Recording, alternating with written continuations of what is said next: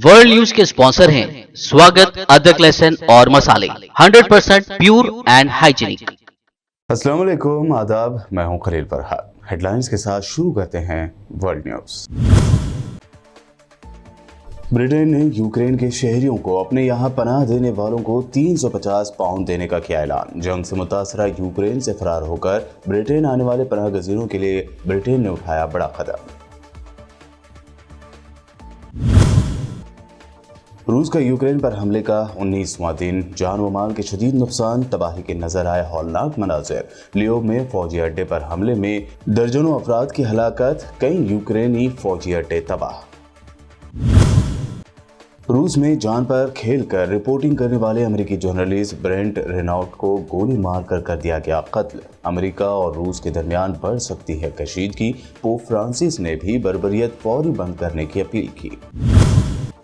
कल पुतिन को ज़हनी दिवालिया करार देने वाली रिपोर्टों के बाद अब पुतिन के बारे में बरतानवी मीडिया ग्रुप्स ने दी नई जानकारी। कहा, यूक्रेन के खिलाफ रूस के इस गुस्से का जिम्मेदार पुतिन का बदलता रवैया, वो कर रहे हैं एस्टेरॉयड का इस्तेमाल। पार्लियामेंट के बजट सेशन के दूसरे फेज का आज से हुआ आगाज। बढ़ती हुई बेरोजगारी, पीएफ पर शरह सूद की कमी और यूक्रेन में फंसे हिंदुस्तानियों के इनकलाब पर मोदी सरकार को घेरेगा अपोजिशन। और 20 या 21 मार्च को 57 कैबिनेट मिनिस्टर्स के साथ उत्तर प्रदेश के अगले वजीर आला के तौर पर योगी आदित्यनाथ लेंगे हल्फ। पीएम मोदी से की 2.5 घंटे तक बातचीत। ये थी हेडलाइंस। बढ़ते हैं खबरों की तफसील की जानिब। ब्रिटेन की हुकूमत ने यूक्रेन के पनाह गजीनों के लिए बड़ा कदम उठाया है। यूके गवर्नमेंट ने उन फैमिलीज को 350 पाउंड यानी 456 अमेरिकी डॉलर हर महीना भत्ता देने का ऐलान किया है, जो जंग से मुतासरा यूक्रेन से आने वाले रिफ्यूजीज को अपने घरों में पनाह देंगे।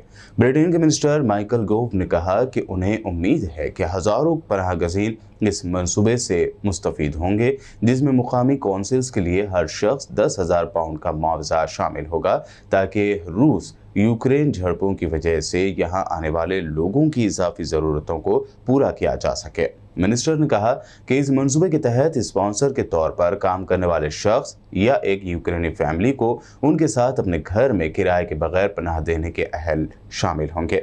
इसके लिए ऑनलाइन दरख्वास्त दी जाएगी। रूस और यूक्रेन के दरमियान जंग को आज 19वां दिन है और जान व माल के हौलनाक नुकसान के बावजूद अभी तक जंग के खात्मे के आसार नजर नहीं आ रहे। आसमान से बरसते मिसाइलों, टैंकों की गोलाबारी, गरजती बंदूकों के दरमियान आम शहरी जान बचाने की जद्दोजहद कर रहे हैं। रूस और यूक्रेन के वफूद के दरमियान मुज़ाकरात के 3 दौर हो चुके हैं, लेकिन नतीजा वही निकला है। इतवार को यूक्रेन में रूसी फौजियों के हमले में अमेरिकी सहाफ़ी की हलाकत, लियोव में फौजी अड्डे पर हमले में 35 अफराद की हलाकत की खबरें हैं। रूस ने यूक्रेन के शहर लियोव में एक फौजी अड्डे पर रॉकेट भी दागे। यूक्रेनी हुकाम के मुताबिक इस दौरान 50 से ज़ायद रॉकेट फायर किए गए। अमेरिकी सहाफ़ी ब्रेंट रेनॉल्ट को रूसी फौजियों ने यूक्रेन की दारुल-हुकूमत कैफ के करीब वाक़ शहर अर्पन में कत्ल कर दिया। न्यूयॉर्क टाइम्स के सहाफ़ी ब्रेंट अपने साथी जोवान एरडोंडो के साथ कार में पनाह गजीनों का इंटरव्यू करने जा रहे थे। पुल के सामने एक चौकी पर पहुंचकर रूसी फौजियों ने उन पर फायरिंग कर दी। इस मौके पर ब्रेंट की मौके पर ही मौत हो गई और जोवान जख्मी हो गया। रूस यूक्रेन जंग में किसी अमेरिकी की ये पहली हलाकत है। दूसरी जानिब दुनिया में ईसाइयों के सुप्रीम लीडर पोप फ्रांसिस ने इतवार के रोज अपने पैगाम में यूक्रेन पर रूसी हमले पर तनकीद की। उन्होंने कहा कि ये बर्बरियत फौरी बंद होनी चाहिए। रूसी सदर व्लादिमीर पुतिन की सेहत को लेकर मतजाद खबरें सामने आ रही हैं। कल चंद अमेरिकी मीडिया इदारों की जानिब से पुतिन को नफसियाती मरीज करार दिया गया, तो वहीं आज बरतानिया के कई मीडिया ग्रुप्स ने यूक्रेन के खिलाफ रूस के उस गुस्से का जिम्मेदार पुतिन के रवैये में तब्दीली को करार दिया है। इन मीडिया ग्रुप्स ने इसके पीछे कुछ दलीलें भी दी है। ताहम ऐसी तमाम मीडिया रिपोर्ट्स कुछ नामालूम इंटेलिजेंस जराए से मौसूल होने वाली मालूमात की बुनियाद पर तैयार की गई हैं। इनमें से एक रिपोर्ट में सदर व्लादिमीर पुतिन के गैर मुस्तहकम रवैये के लिए एस्टेरॉयड्स को मोहरत इल्ज़ाम ठहराया गया, जो वो पार्किंसंस की बीमारी से लड़ने के लिए ले रहे हैं। इन मीडिया रिपोर्ट्स में कहा गया है कि पुतिन का जिस्म पहले से ज़्यादा फूला हुआ नजर आ रहा है और उनका चेहरा बेज़ुई हो गया है। वह मेहमानों से फासला बनाकर रखते हैं। यूक्रेन में रूस का फौजी ऑपरेशन तीसरे हफ्ते में दाखिल हो चुका है। इस मौके पर यूक्रेन के सदर वोलोदिमीर ज़ेलेंस्की ने मज़ाहमत जारी रखने पर जोर दिया है। अपने नए वीडियो क्लिप में ज़ेलेंस्की ने कहा कि रूस दुश्मन नहीं है बल्कि उससे भी ज़्यादा है। उनके मुताबिक यूक्रेन के लिए रूस की मिसाल ऐसी है जैसे अमेरिका के लिए शुमाली कोरिया। यूक्रेन के सदर ने मजीद कहा कि रूस उनके मुल्क को शिकस्त नहीं दे सकता, इसलिए कि वो मानवीय क़ुव्वत नहीं रखता है। ज़ेलेंस्की ने रूस को पुरअमन शहरों को निशाना बनाने वाली ऐसी बदी करार दिया जो एक रियासत तक महदूद नहीं रहेगी। उन्होंने इस अज़्म का इजहार किया कि वो रूसी जिम्मेदारान को आलमी अदालत में पेश करेंगे। मगरबी दिफाई इत्तेहाद नेटो के सेक्रेटरी जनरल स्टोल्टनबर्ग ने खदशा जाहिर किया है कि आने वाले दिनों में यूक्रेन में हालात मज़ीद बिगड़ सकते हैं। उनके बकौल रूसी हमलों में तेज़ी के सबब वहाँ माली नुकसान भी बढ़ेगा और इम्कान है कि शहरियों की हलाकत और ज़ख्मी होने के वाक़यात में भी इजाफा देखा जाएगा।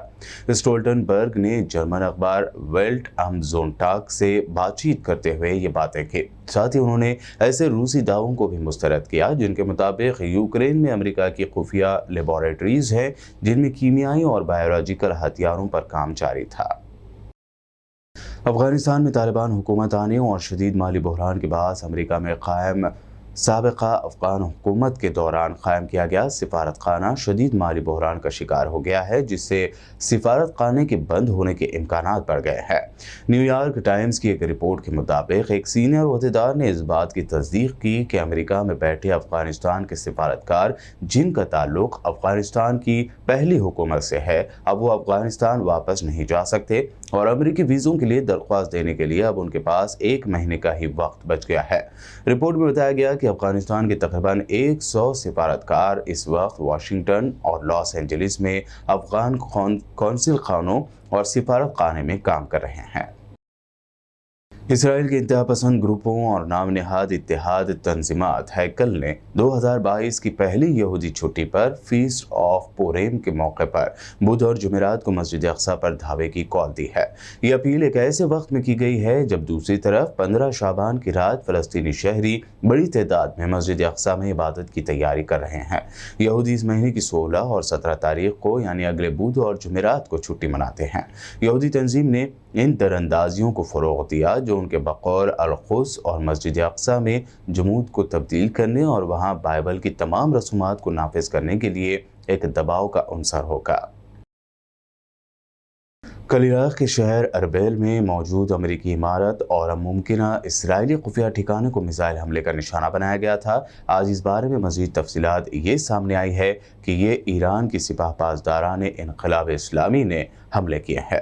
सिपाह पासदारान इनक़लाब ने अपने मिसाइल हमलों को एक जवाबी कार्रवाई करार देते हुए एक बार फिर इसराइल को सख्त खबरदार किया है। ईरान की सिपाह पासदारान इस्लामी की जारी करता बयान में कहा गया है कि इसराइल की हालिया शैतानियत और शरपसंदी के जवाब में इराक़ के शहर अरबेल में कायम मोसाद के 2 खुफिया अड्डों को हफ्ते और इतवार की दरमियानी रात मिसाइलों का निशाना बनाया गया।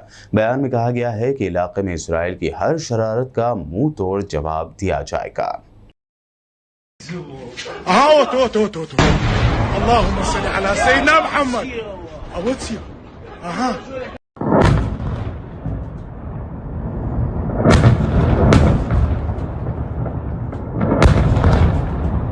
मराकश के साहिल पर ख़वातीन और नौज़ायदा बच्चों समेत 44 तारकीन वतन स्पेन पहुंचने की कोशिश में कश्ती उलटने से डूब गए।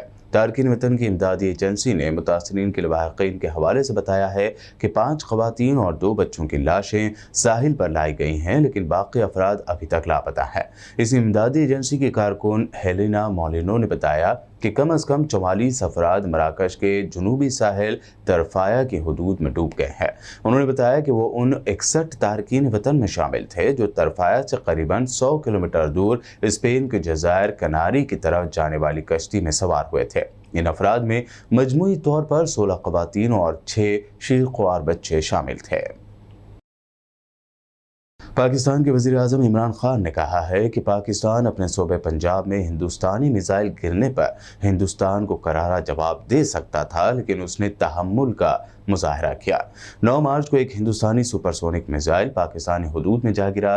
इससे पहले कि मिसाइल लाहौर से 275 किलोमीटर दूर मियां चनू के करीब एक कोल्ड स्टोर से टकराया, उससे कई एयरलाइंस को बड़ा खतरा लाहक हो गया था। ताहम इस मिसाइल के गिरने से पाकिस्तान में किसी जानी व माली नुकसान की कोई खबर नहीं है।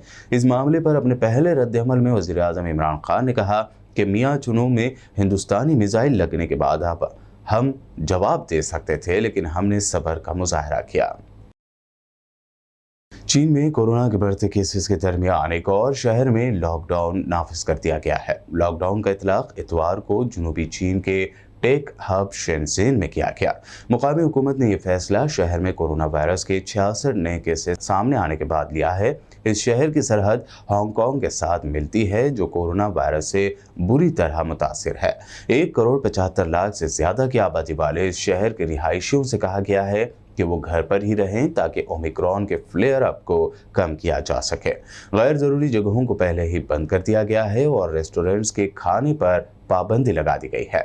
इस दरमियान लॉकडाउन से बचने की खातिर शहर छोड़कर भाग रहे चीनी शहरियों के वीडियो सोशल मीडिया पर काफ़ी वायरल हो रहे हैं।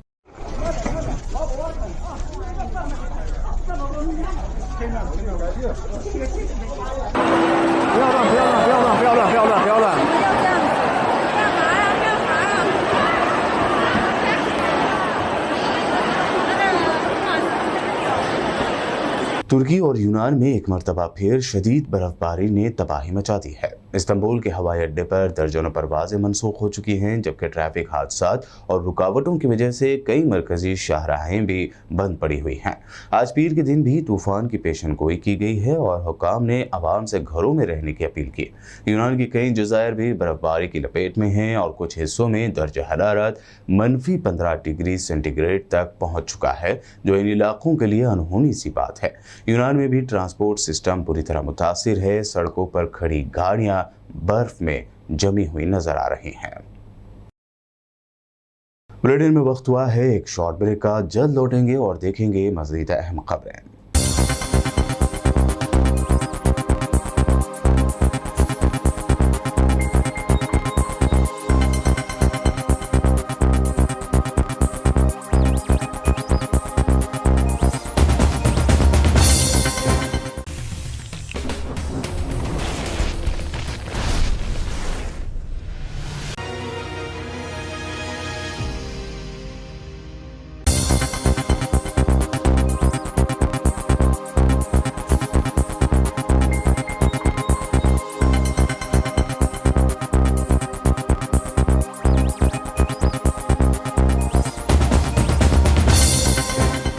ब्रेक के बाद आपका दोबारा खैर मकदम है। आइए देखते हैं अब मज़ीद अहम खबरें। पार्लियामेंट के बजट इजलास का दूसरा मरहला आज 11 बजे से शुरू हो गया है। लोकसभा स्पीकर ओम बिरला और राज्यसभा के चेयरमैन वेंकैया नायडू ने आज के सेशन के दौरान खिताब किया।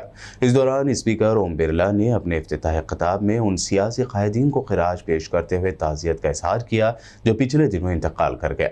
खबर है कि अपोजिशन बढ़ती हुई बेरोजगारी, एम्प्लॉयज़ प्रोविडेंट फंड पर सूद की शरह में कमी और जंगज़दा यूक्रेन में फंसे हिंदुस्तानियों के इनकलाब समेत कई मामलात पर हुकूमत से बहस करेगी। बजट तजावीज़ के लिए पार्लियामेंट से मंजूरी हासिल करना और मरकज़ के ज़ेर इंतज़ाम जम्मू और कश्मीर के लिए बजट पेश करना हुकूमत के एजेंडे में सरफहरिस्त होगा। वज़ीर ख़ज़ाना निर्मला सीतारमण आज पीर को जम्मू और कश्मीर का बजट भी पेश कर रही हैं। मैं सभा में अपने 3 पूर्व साथियों के दुखद निधन के बारे में सूचित करना चाहता हूं। श्री एस सिंगर वादीवेल तमिलनाडु के तंजावुर संसदीय निर्वाचन क्षेत्र से 6वीं, 7वीं, 8वीं और 9वीं लोकसभा के सदस्य थे। वे लोक लेखा समिति और सभा पटल पर रखे जाने गए पत्रों की समिति के सदस्य भी रहे। श्री एस सिंगर वादीवेल का निधन 87 वर्ष की आयु में 31 जनवरी 2022 को तंजावुर में हुआ। श्री H.V. पाटिल कर्नाटक के बागलकोट संसदीय निर्वाचन क्षेत्र से 8वीं लोकसभा के सदस्य थे। श्री पाटिल याचिका समिति के सदस्य रहे। श्री एच.पी. पाटिल का निधन 82 वर्ष की आयु में 1 फरवरी 2022 को बागलकोट में हुआ। श्री हेमानंद बिस्वाल ओडिशा के सुंदरगढ़ संसदीय निर्वाचन क्षेत्र से 15वीं लोकसभा के सदस्य थे। उन्होंने श्रम संबंधी समिति के सभापति के रूप में तथा सामान्य प्रयोजन समिति के सरकारी क्षेत्रों के उपकरण समिति के सदस्य के रूप में कार्य किया। एक सक्रिय सामाजिक और राजनीतिक कार्यकर्ता श्री हेमानंद बिस्वाल उड़ीसा के मुख्यमंत्री और उप मुख्यमंत्री रहे। वे 6 कार्यकालों तक ओडिशा विधानसभा के सदस्य भी रहे। श्री हेमानंद बिस्वाल का निधन 82 वर्ष की आयु में 25 फरवरी 2022 को भुवनेश्वर में हुआ। हम अपने पूर्व साथियों के निधन पर गहरा शोक व्यक्त करते हैं। ये सभा शोक संतप्त परिवार के प्रति अपनी संवेदना व्यक्त करती है। उत्तर प्रदेश के निगरान वजीर आला योगी आदित्यनाथ ने असेंबली इंतखाबात में भारतीय जनता पार्टी की जीत के बाद कौमी दारुल हुकूमत के अपने पहले दौरे में इतवार को वजीर आजम नरेंद्र मोदी से मुलाकात की। इससे पहले उन्होंने बीजेपी के कौमी सदर JP नड्डा और नायब सदर वेंकैया नायडू से भी मुलाकात की। इस दौरान पीएम मोदी के साथ कल 5 बजे शुरू होने वाली योगी आदित्यनाथ की मुलाकात तकरीबन 2.5 घंटे तक जारी रहे। योगी आदित्यनाथ ने हलफबर्दारी की तकरीब में वजीर आजम नरेंद्र मोदी को मदऊ किया है। इसके साथ ही पीएम मोदी ने यूपी में जीत के लिए योगी आदित्यनाथ को मुबारकबाद दी है। वजीर आजम नरेंद्र मोदी ने ट्वीट करके मीटिंग के बारे में मालूमात शेयर की। जराये के मुताबिक 20 या 21 मार्च को योगी आदित्यनाथ उत्तर प्रदेश के अगले वजीर आला के तौर पर हल्फ ले सकते हैं। योगी की नई काबीना के लिए तकरीबन 57 उजरा हल्फ ले सकते हैं। उनकी काबीना में 22 से 24 वजीर होंगे। 5 रियासतों में मिली करारी हार के बाद कांग्रेस पार्टी की वर्किंग कमेटी की अहम मीटिंग कल इतवार को दिल्ली में मुनक्कद हुई। इस मीटिंग को लेकर तफसील आज सामने आई है। मीटिंग से पहले बताया जा रहा था कि कांग्रेस के नए सदर का ऐलान हो सकता है, लेकिन कांग्रेस ने तस्दीक कर दी है कि वह अभी सोनिया गांधी की ही क़यादत में आगे बढ़ेंगे। हालांकि खबर यह भी है कि सोनिया गांधी ने CWC की मीटिंग के दौरान इस्तीफे की पेशकश की थी। वहीं कांग्रेस लीडर अधीर रंजन चौधरी ने बताया कि गांधी खानदान ने पार्टी के लिए अपने ओहदे छोड़ने पर रजामंदी जाहिर की थी। अधीर रंजन चौधरी ने कहा कि कांग्रेस की पूरी सदर सोनिया गांधी अपने अफराद खानदान के साथ पार्टी के लिए कुर्बानी देने को तैयार है, लेकिन हम सभी ने इसे खारिज कर दिया। लगभग 5 घंटे तक कांग्रेस कार्य समिति की बैठक अखिल भारतीय कांग्रेस कमेटी के इस प्रांगण में हुई। लगभग सभी नेताओं ने बड़े खुले मन से अपने अपने विचार रखे, बड़े खुले मन से चर्चा हुई। जहाँ जहाँ हमारी कमियां हैं और जहाँ जहाँ हमारी ताकत हैं, उन सब का गहन चिंतन से अवलोकन किया गया। खुले मन से और साफ दिल से उस पर चर्चा हुई। सभी नेताओं ने अपने विचार रखे। इस दरमियान कांग्रेस वर्किंग कमेटी की मीटिंग में राहुल गांधी ने कहा कि यह बात वाज़ेह होनी चाहिए कि हमारा मकसद क्या है और हम लोगों तक क्या पहुंचाएंगे। हमें अलग अलग रियासतों के लिए अलग अलग पॉलिसी बनाने की ज़रूरत है। उन्होंने कहा कि बीजेपी अपनी ज़ाती मफाद के लिए इलेक्शन लड़ रही है।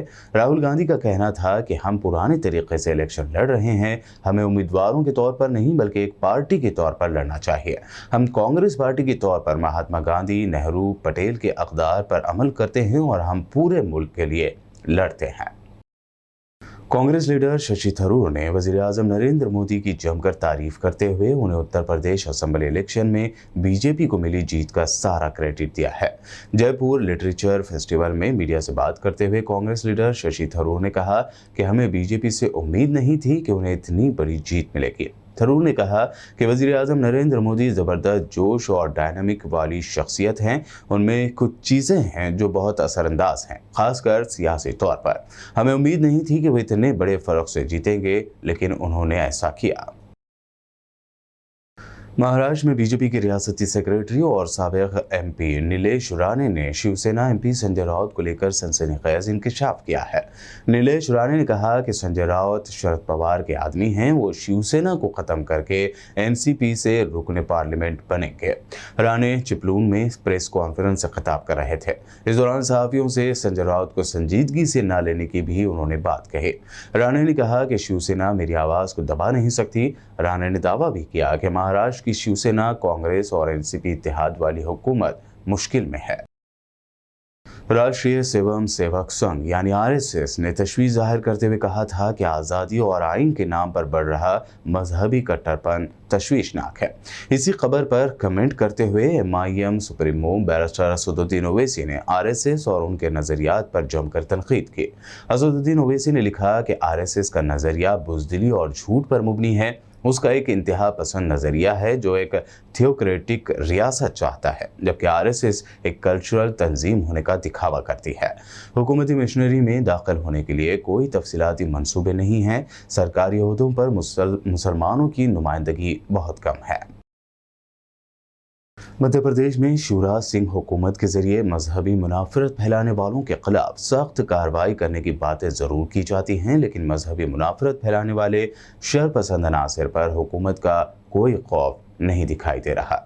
शरपसंद इतना बेखौफ हो गए हैं कि उन्होंने मध्य प्रदेश की राजधानी भोपाल से मुत्तसिल नर्मदापुरम होशंगाबाद में एक बार फिर फिरका वाराना एक चहती को नुकसान पहुंचाने की कोशिश की है। नर्मदापुरम के समेरी हरचंद रोड पर वाक़ दरगाह को रात के अंधेरे में शरपसंद अनासर के जरिए न सिर्फ तोड़फोड़ करके नुकसान पहुंचाया गया, बल्कि दरगाह को ज़ाफ़रानी रंग में रंग कर यहाँ की फिरका वाराना एक चहती को भी तार तार किया गया। नामालूम लोगों के जरिए दरगाह में की गई तोड़फोड़ और उस पर ज़ाफ़रानी रंग पोतने से मुकामी मुसलमानों के साथ साथ दूसरे लोगों में नाराज़गी पाई जाती है। पुलिस ने मौके पर पहुंचकर नामालूम अफराद के खिलाफ मामला दर्ज करके तफ्तीश शुरू कर दी है। आखिर में हेडलाइंस पर एक और नजर।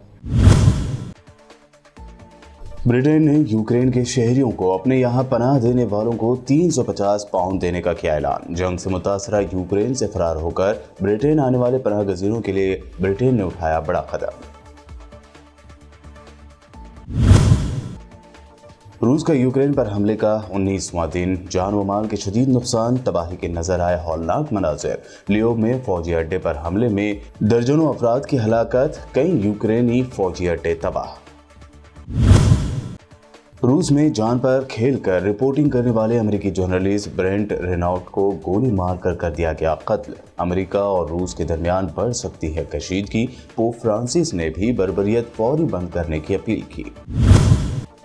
कल पुतिन को ज़हनी दिवालिया करार देने वाली रिपोर्टों के बाद अब पुतिन के बारे में बरतानवी मीडिया ग्रुप्स ने दी नई जानकारी। कहा, यूक्रेन के खिलाफ रूस के इस गुस्से का जिम्मेदार पुतिन का बदलता रवैया, वो कर रहे हैं एस्टेरॉयड का इस्तेमाल। पार्लियामेंट के बजट सेशन के दूसरे फेज का आज से हुआ आगाज। बढ़ती हुई बेरोजगारी, पीएफ पर शरह सूद की कमी और यूक्रेन में फंसे हिंदुस्तानियों के इनकला पर मोदी सरकार को घेरेगा अपोजिशन। और 20 या 21 मार्च को 57 कैबिनेट मिनिस्टर्स के साथ उत्तर प्रदेश के अगले वजीर आला के तौर पर योगी आदित्यनाथ लेंगे हल्फ। पीएम मोदी से की 2.5 घंटे तक बातचीत। वर्ल्ड न्यूज में ये थी अब तक की अहम इंटरनेशनल और नेशनल न्यूज। देखते रहिए पीपीएन चैनल।